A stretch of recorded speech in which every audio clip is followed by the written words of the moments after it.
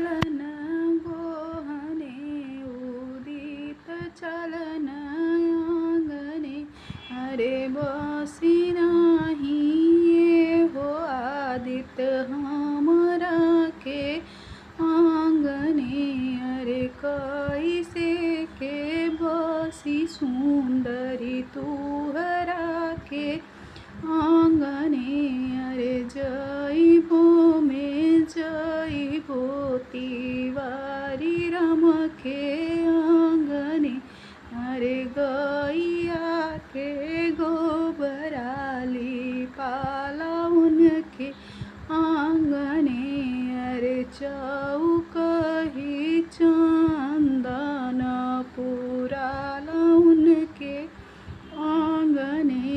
अरे चार कोने कलशा धराला उनके आंगने। अरे पंडित मंत्र पढ़े